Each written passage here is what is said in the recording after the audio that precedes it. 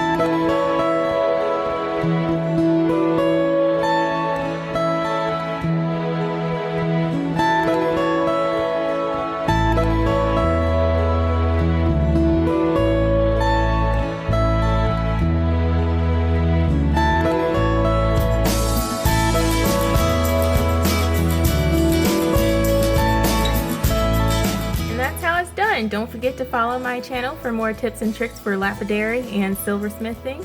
Don't forget to like this video also and leave a comment if you have any questions regarding this technique.